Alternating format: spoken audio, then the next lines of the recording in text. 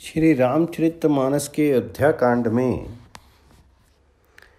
अर्थ न धर्म न काम रुचि, गति न चहु निर्बान, जन्म जन्म रति राम पद, यह बरदानु न आन।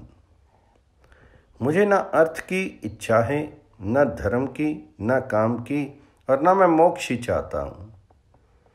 जन्म जन्म में मेरा श्री राम जी के चरणों में प्रेम हो, बस यही वरदान मांगता हूँ, दूसरा कुछ नहीं। जानहूँ रामो कुटिल करी मोही, लोग कहूँ गुर साहिब द्रोही। सीताराम चरण रति मोरे, अनुदिन बड़ो अनुग्रह तोरे। स्वयं श्री रामचंद्र जी भी भले ही मुझे कटिल समझे और लोग मुझे गुरुद्रोही तथा स्वामी द्रोही भले ही कहें, पर श्री सीताराम जी के चरणों में मेरा प्रेम आपकी कृपा से दिन दिन बढ़ता ही रहे। जल्दू जन्म भरी सुरति बिसारूं, जाचत जलो कभी पाहन डारूं। चातको रटनी घंटे घंटी बजाई, बड़े प्रेमों सब भांति भलाई।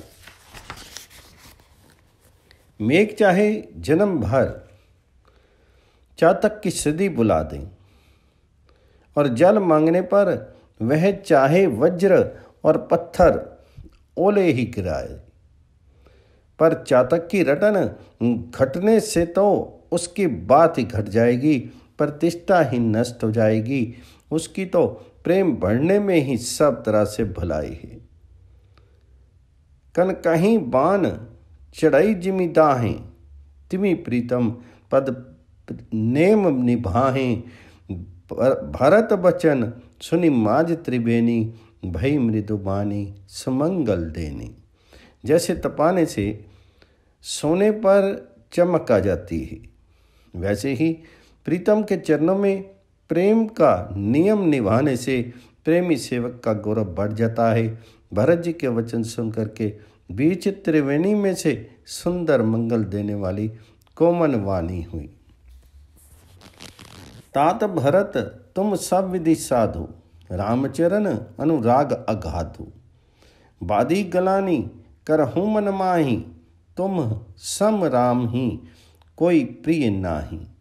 हे तात भरत, तुम सब प्रकार से साधु हो।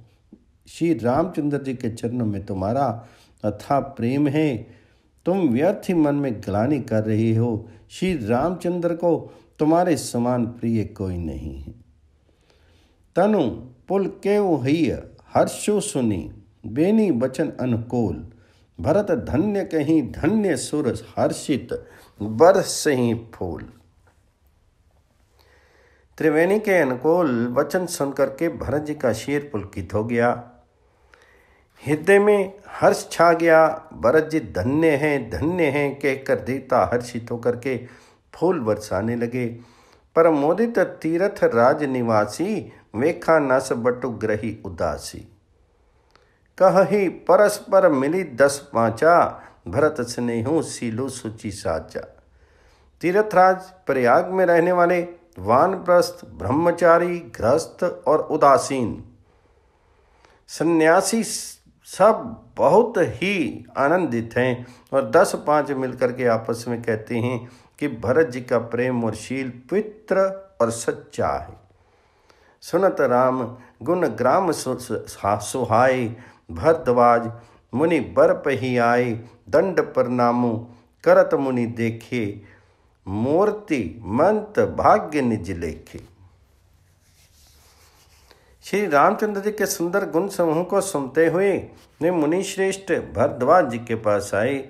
मुनि ने भरत जी को दंडवत प्रणाम करते देखा और उन्हें अपना मूर्तिमान सौभाग्य समझा। धाई उठाई लाई उर्लीने, दीनी असीम कृतार्थ कीने। आसनु दीन नाई सिरु बैठे, चहत सकुच ग्रह जनु भजी बैठे। उन्होंने दौड़ करके भरत जी को उठा करके हृदय से लगा लिया और आशीर्वाद देकर कृतार्थ किया। मुनि ने उन्हें आसन दिया। वे सिर नवा करके इस तरह बैठे मानो भागकर संकोच के घर में घुस जाना चाहते हैं। मुनि पूछब कछु ये बड़ सोचो, बोले ऋषि लखी सीलु संकोचो। सुनहि भरत हम सब सुधि पाई, विधि करतब पर किछु न बसाई। उनके मन में ये बड़ा सोच है कि मुनि कुछ पूछेंगे तो मैं क्या उत्तर दूंगा। भरत जी के शील और संकोच को देख करके ऋषि बोले, भरत सुनो, हम सब खबर पा चुके हैं, विधाता के कर्तव्य पर कुछ वश नहीं चलता। तुम ग्लानि जिय जनि करहूं, समझी मातु करतुती। तात क्या कई ही दोषु नहीं, गई गिरा मति धूती। माता के करतूत को समझ करके याद करके तुम हृदय में ग्लानि मत करो। हे तात, कि कई का कोई दोष नहीं है, उसकी बुद्धि तो सस्ती बिगाड़ गई थी। यहू कहत भल कहीं ही न कहूँ, लोको वेदो बुध समंत दो। तात तुम्हार विमल जसु गाई, पाई ही लोको वेदो बढ़ाई। ये कहते भी कोई भला नहीं कहेगा, क्योंकि लोक और वेद दोनों ही विद्वानों को मान्य हैं। किंतु हे तात, तुम्हारा निर्मल यश पाकर तो लोक और वेद दोनों बढ़ाई पावेंगे। लोक वेद समंत सब कही, जे ही पितो देई राजू सो लही। राव सत्यव्रत तुम ही बोलाई, देत राजू सुख धर्म बढ़ाई। ये लोक और वेद दोनों को मान्य है और सब यही कहते हैं कि पिता जिसको राज्य दें वही पाता है। राजा सत्यव्रती थे, तुमको बुला करके राज्य देते तो सुख मिलता, धर्म रहता और बड़ाई होती। राम गवनो बन अनरथ मूला, जो सुनी सकल विश्व भई सूला। स्वभावी बस नानी अयानी, करी कुचाली अंत हो पछतानी। सारे अनर्थ की जड़ तो श्री रामचंद्र जी का वन गमन है, जिसे सुनकर के समस्त संसार को पीड़ा हुई। वह श्री राम जी का वन गमन भी भाई वश हुआ। बेसमझ रानी तो भाई वश कुचाल करके अंत में पछताई। ताहूँ तुम्हार अलप अपराध हो, कहे सो अधम अयान असाधु। करते हूँ राजू ता तुम ही न दोषो, राम ही होत सुनत संतोषु। उसमें भी तुम्हारा कोई तनिक सा भी अपराध कहे तो वह अधम, अज्ञानी और असाधु है। यदि तुम राज्य करते तो भी तुम्हें दोष नहीं होता, सुन करके श्री रामचंद्र जी को भी संतोष ही होता। अब अति कीन है हूँ भरत भल, तुम ही उचित मत ऐहु। सकल सुमंगल मूल जग, रघुवर चरण सनेहु। हे भरत, अब तो तुमने बहुत ही अच्छा किया। यही मत तुम्हारे लिए उचित था। श्री रामचंद्र जी के चरणों में प्रेम होना ही संसार में समस्त सुंदर मंगलों का मूल है। सो तुम्हार धनु जीवनो प्राणा, बुरी भाग को तुम ही समाना। ये तुम्हार आचर्य न ताता, दशरथ सुवन राम प्रिय भ्राता। सो वह श्री रामचंद्र जी के चरणों का प्रेम तो तुम्हारा धन, जीवन और प्राण ही है। तुम्हारे समान बड़ भागी कौन है। हे तात, तुम्हारे लिए ये आश्चर्य की बात नहीं है, क्योंकि तुम दशरथ जी के पुत्र और श्री रामचंद्र जी के प्यारे भाई हो। सुनहु भरत रघुपुर मन माही, प्रेम पात्रु तुम सम कोई नाही। लखन राम सीत ही अति प्रीति, निसी सब तुम ही सराहत बीती। हे भरत सुनो, श्री रामचंद्र जी के मन में तुम्हारे समान प्रेम पात्र कोई दूसरा नहीं। लक्ष्मण जी, श्री राम जी और सीता जी तीनों को सारी रात उस दिन अत्यंत प्रेम के साथ तुम्हारी सराहना करते ही बीती। जाना मरमु नहात प्रयागा, मगन हो ही तुम रे अनुरागा, तुम पर अस स्नेहु रघुबर के, सुख जीवन जग जस जड़ नर के। प्रयागराज में जब वे स्नान कर रहे थे उस समय मैंने उनका ये मर्म जाना। वे तुम्हारे प्रेम में मगन हो रहे थे। तुम पर श्री रामचंद्र जी का ऐसा अगाध स्नेह है जैसा विषय आसक्त मनुष्य का संसार में सुख में जीवन पर होता है। ये न अधिक रघुबीर बढ़ाई, प्रणत कुटुंब पाल रघुराई, तुम तो भरत मोर मत एहू, धरे दे जनु राम स्नेहु। वह यह श्री रघुनाथ जी की बहुत बढ़ाई नहीं है, क्योंकि श्री रघुनाथ जी तो शरणागत के कुटुंब भर को पालने वाले हैं। हे भरत, मेरा ये मत है कि तुम तो मानो शीरधारी श्री राम के प्रेम ही हो। तुम के भरत कलंक ये है, हम सब कहाँ उपदेशो, राम भक्ति रस सिद्धि हित, भाई समुगनेशो। हे भरत, तुम्हारे लिए तुम्हारी समझ में ये कलंक है, पर हम सब के लिए तो उपदेश है। श्री राम भक्ति रूपी रस की सिद्धि के लिए ये समय बड़ा शुभ हुआ है। नव विधो विमल तात जसु तोरा, रघुपर किंकर कुमद चकोरा, उदित सदा अथ इहि कबहू ना, घट ही ना जग नभ दिन दिन दूना। हे तात, तुम्हारा यश निर्मल नवीन चंद्रमा है और श्री रामचंद्र जी के दास कुमद और चकोर हैं। वह चंद्रमा तो प्रतिदिन अस्त होता और घटता है, जिससे कुमुद और चकोर को दुख होता है, परंतु ये तुम्हारा यश रूपी चंद्रमा सदा होता रहेगा, कभी अस्त होगा ही नहीं। जगत रूपी आकाश में ये घटेगा नहीं, वराम दिन दिन दूना होगा। कोक तिलोक प्रति अति करही, प्रभु प्रताप रवि छवि ही न हरही, निशि दिन सुखद सदा सब काहूँ, ग्रस ही ना के कर्तबु राहूँ। त्रिलोक्य रूपी चकवा इस यश रूपी चंद्रमा पर अत्यंत प्रेम करेगा और प्रभु श्री रामचंद्र जी का प्रताप रूपी सूर्य इसकी छवि को हरण नहीं करेगा। ये चंद्रमा रात दिन सदा सब किसी को सुख देने वाला होगा। कई का कुकर्मी रूपी राहु इसे ग्रास नहीं करेगा।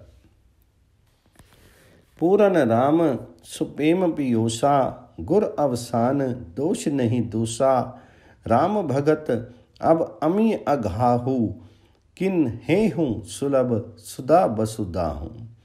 ये चंद्रमा श्री रामचंद्र जी के सुंदर प्रेम रूपी अमृत से पूर्ण है। ये गुरु के अपमान रूपी दोष से दूषित नहीं है। तुमने इस यश रूपी चंद्रमा की सृष्टि करके पृथ्वी पर भी अमृत को सुलभ कर दिया। अब श्री राम जी के भक्त इस अमृत से तृप्त हो ले। भोब भगीरथ सुरसरी आनी, सुमरत सकल सुमंगल खानी, दशरथ गुण गण बरनी न जाही, अधिक कहाँ जेहि सम जग नाही। राजा भगीरथ गंगा जी को लाए, जिन गंगा जी का स्मरण ही संपूर्ण सुंदर मंगलों की खान है। दशरथ जी के गुण समूहों का तो वर्णन ही नहीं किया जा सकता, अधिक क्या जिनकी बराबरी का जगत में कोई नहीं है। जाहु सने संकोच बस, राम प्रगट भय आई, जे हर ही नए नैनी कब हो, निरखे नहीं अघाई। जिनके प्रेम और संकोचशील के वश में होकर के स्वयं सच्चिदानंद घन भगवान श्री राम आकर के प्रकट हुए, जिन्हें श्री महादेव जी अपने हृदय के नेत्रों से कभी अघा कर नहीं देख पाए, अर्थात जिनका स्वरूप हृदय में देखते देखते शिव जी कभी तृप्त नहीं हुए। कीर्ति विधो तुम कीन्नि उपनुपा, जहाँ बस राम प्रेम मृग रूपा, तात गलानी करहूँ जिए जाएं, डरहूँ दरिद्रहीं पार सुपाएं। परंतु उनसे भी बढ़ के तुमने कीर्ति रूपी अनुपम चंद्रमा को उत्पन्न किया, जिसमें श्री राम प्रेम ही हिरण के चिन्ह के रूप में बसता है। हे तात, तुम व्यर्थ ही हृदय में ग्लानि कर रहे हो, पारस पाकर भी तुम दरिद्रता से डर रहे हो। सुनभो भरत, हम झूठ न कहीं, उदासीन तापस बन रहीं, सब साधन कर सुफल सुहावा, लखन राम सिय दर्शन पावा।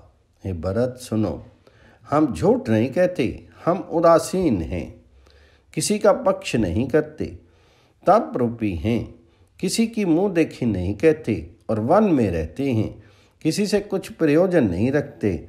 सब साधनों का उत्तम फल हमें लक्ष्मण जी, श्री राम जी और सीता जी का दर्शन प्राप्त हुआ। तेहि फल कर फलो दरस तुम्हारा, सहित त्याग सुभाग हमारा। भरत धन्य तुम जसो जगो जयो, कही अस प्रेम मगन मुनि भयो। सीता लक्ष्मण सहित श्री राम दर्शन रूप उस महान फल का परम फल ये तुम्हारा दर्शन है। प्रयागराज समेत हमारा बड़ा भाग्य है। हे भरत, तुम धन्य हो, तुमने अपने यश से जगत को जीत लिया है। ऐसा कहकर के मुनि प्रेम में मग्न हो गए। सुनि मुनि बचन सभासद हर्षे, साधु सराही सुमन सुर बरसे। धन्य धन्य धुनि गगन प्यागा, सुनि सुनि भरतु मगन अनुरागा। भरद्वाज मुनि के वचन सुन करके सभासद हर्षित हो गए। साधु संत कह करके सराहना करते हुए देवताओं ने फूल बरसाए। आकाश में और प्रयागराज में धन्य धन्य की ध्वनि सुन सुन करके भरत जी प्रेम में मग्न हो गए। पुलक गात हिय रामो सिय, सजल सरोरहु नैन। करी प्रणामो मुनि मंडले ही, बोले गदगद बैन। भरत जी का शीर पुलकित है, हृदय में श्री सीताराम जी हैं और कमल के समान नेत्र प्रेम अश्रु के जल से भरे हैं। वे मुनियों की मंडली को प्रणाम करके गदगद वचन बोले। मुनि समाजो अरु तीरथ राजू, साची हूँ शपथ अघाई अगाजू। एहि थल जो किछु कहीं बनाई, एहि सम अधिक न अग अधमाई। मुनियों का समाज है और फिर तीर्थराज है। यहाँ सच्ची सुगंध खाने से भी भरपूर हानि होती है। इस स्थान में यदि कुछ बना करके कहा जाए तो इसके समान कोई बड़ा पाप और नीचता नहीं होगी। तुम सर्वज्ञ कहूँ सती भाव, और अंतर्जामी रघुराव। मोहि न मातो करतब कर सोचू, नहीं दुखो जिय जगो जान ही पहुँचो। मैं सच्चे भाव से कहता हूँ, आप सर्वज्ञ हैं और श्री रघुनाथ जी हृदय के भीतर की जानने वाले हैं। मैं कुछ भी सत्य कहूँगा तो आपसे और उनसे छिपा नहीं रह सकता। मुझे माता कैकेयी की करने का कुछ भी सोच नहीं है, और ना मेरे मन में इस बात का दुख है कि जगत मुझे नीच समझेगा। नाहिन डरो बिगरेहि परलोकु, पित हो मरण कर मोहि न सोकु।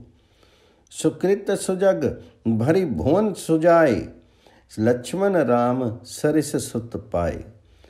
ना यही डर है कि मेरा परलोक बिगड़ जाएगा, और ना पिताजी के मरने का ही मुझे शौक है, क्योंकि उनका सुंदर पुण्य और यश विश्व भर में शोभित है। उन्होंने श्री राम लक्ष्मण सरीखे पुत्र पाए हैं।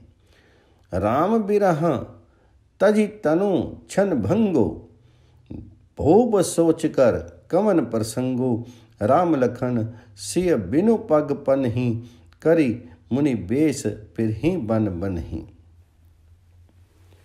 फिर जिन्होंने श्री रामचंद्र जी के विरह में अपने शन भंगर शरीर को त्याग दिया, ऐसे राजा के लिए सोच करने का कौन प्रसंग है। सोच इसी बात का है कि श्री राम जी, लक्ष्मण जी और सीता जी पैरों में बिना जूती के मुनियों का वेश बनाए वन वन में फिरते हैं। अजिन बसन फल असन मही, सेन डासी कुसपात, बसी तरु तर नित सहत, हिम आतप बरसा बात। वे वल्कल वस्त्र पहनते हैं, फलों का भोजन करते हैं, पृथ्वी पर कुश और पत्ते बिछाकर सोते हैं और वृक्षों के नीचे निवास करके नित्य सर्दी, गर्मी, वर्षा और हवा सहते हैं। एही दुख दाह दही दिन छाती, भूख न बासर नींद न राती। एही कुरोग कर ओस्थि नाही, सो धेऊ सकल विश्व मन माही। इसी दुख की जलन से निरंतर मेरी छाती जलती रहती है। मुझे न दिन में भूख लगती है, न रात को नींद आती है। मैंने मन ही मन समस्त विश्व को खोज डाला, पर इस कुरोग की औषध कहीं नहीं है। मातो को मत भड़ई अघमूला, ते ही हमारे हित किन्हीं वसूला। कली कुकाठ कर किनी कुजंत्रो, गाड़ी अवधि पड़ी कठिन कुमंत्रो। माता का बुरा विचार पापों का मूल बढ़ई है। उसने हमारे हित का वसूला बनाया, उससे क्लय रूपी कुकाठ का कुयंत्र बनाया और 14 वर्षों के अवधि रूपी कठिन कुमंत्र पढ़ करके उस यंत्र को गाड़ दिया। ये माता का कुविचार बढ़ई है। भरत को राज्य वसूला है, राम का वनवास कुयंत्र है और 14 वर्ष की अवधि कुमंत्र है। मोही लगी यहो कुठाटो ते ही ठाटा, घालेसी सब जगो 12 बाटा। मिटई कुजोग राम फिर आए, बसई अवध नहीं आन उपाय। मेरे लिए उसने ये सारा बुरा साज रचा और सारे जगत को छिन्न भिन्न करके नष्ट कर डाला। ये योग श्री रामचंद्र जी के लौट आने पर ही मिट सकता है और तभी अयोध्या बच सकती है, दूसरे किसी उपाय से नहीं। भरत बचन सुनि मुनि सुख पाई, सब ही किन्हीं बहु बाती बढ़ाई। तात करहूँ जनि सोचू विशेषी, सब दुख मिटही राम पग देखी। भरत जी के वचन सुन करके मुनि ने सुख पाया और सभी ने उनकी बहुत प्रकार से बढ़ाई की। मुनि ने कहा, है तात अधिक सोच मत करो, श्री रामचंद्र जी के चरणों का दर्शन करते ही सारा दुख मिट जाएगा। करी पर बहुत दो मुनि बार कहेऊ, अतिथि प्रेम प्रिय हो, कंदमूल फल फूल हम देहि लेहु करी छोहू। इस प्रकार मुनि श्रेष्ठ भरद्वाज जी ने उनका समाधान करके कहा, अब आप लोग हमारे प्रेम प्रिय अतिथि बनिए और कृपा करके कंद मूल फल फूल जो कुछ हम दें उसको स्वीकार कीजिए। सुनि मुनि बचन भरत ही सोचो, भयउ को अवसर कठिन संकोचो। जानी गरुई कुर गिरा बेहोरी, चरण बंदी बोले कर जोरी। मुनि के वचन सुनकर के भरत के हृदय में सोच हुआ कि ये बेमौके बड़ा बेढब संकोच आ पड़ा। फिर गुरुजनों की वाणी को महत्वपूर्ण आदरणीय समझ करके चरणों की वंदना करके हाथ जोड़ करके बोले, सिर धरी आइसो करिए तुम्हारा परम धर्म, यही नाथ हमारा। भरत बचन मुनि बर मन भाए, सूची सेवक शीश निकट बुलाए। नान हे नाथ, आपकी आज्ञा को सिर चढ़ा करके उसका पालन करना ये हमारा परम धर्म है। भरत जी के ये वचन मुनि श्रेष्ठ के मन को अच्छे लगे। उन्होंने विश्वास पात्र सेवकों और शिष्यों को पास बुलाया। चाहिए कीनी भरत पहुनाई, कंद मूल फल अनहु जाई, भले ही नाथ कहीं तिन्ह सिर नाई, प्रमुदित निज निज काज सिधाए। और कहा कि भरत की पहुनाई करनी चाहिए, जा करके कंद मूल और फल लाओ। उन्होंने हे नाथ बहुत अच्छा कह करके सिर नवाया और तब वे बड़े आनंदित होकर के अपने अपने काम को चल दिए। मुनि सोच पाहुन बड़ देवता, मुनि सोच पाहुन बड़ नेवता, तसी पूजा चाहिए जस देवता, सुनी रिद्धि सिद्धि अनिमादिक आई, ऐसो होई सो करी गोसाई। मुनि को चिंता हुई कि हमने बहुत बड़े मेहमान को न्योता है। अब जैसा देवता हो वैसा ही उसकी पूजा भी होनी चाहिए। ये सुनकर के रिद्धियाँ और अनिमा आदि सिद्धियाँ आ गई और बोली, हे गोसाई, जो आपकी आज्ञा हो सो हम करें। राम बिरह व्याकुल भरतु, सानुज सहित समाज, पहुनाई करी हर हो, श्रम कहाँ मुदित मुनिराज। मुनिराज ने प्रसन्न होकर के कहा, छोटे भाई शत्रुघ्न और समाज सहित भरत जी श्री रामचंद्र जी के विरह में व्याकुल हैं। इनकी आतिथ्य सत्कार करके इनके श्रम को दूर करो।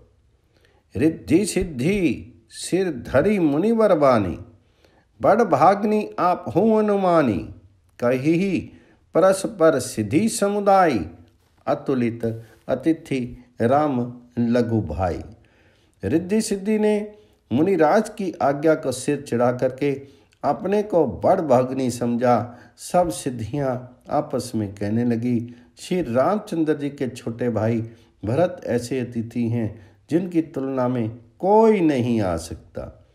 मुनि पद बंदी करिए सोई आजो, होई सुखी सब राज समाजो, अस कही रचेऊ रुचिर ग्रह नाना, जेहि बिलो की बिल कहीं विवाना। अतः मुनि के चरणों की वंदना करके आज वही करना चाहिए जिससे सारा राज समाज सुखी हो। ऐसा कह करके उन्होंने बहुत से सुंदर घर बनाए जिन्हें देख करके विमान भी बिलखते हैं, लज्जा जाते हैं।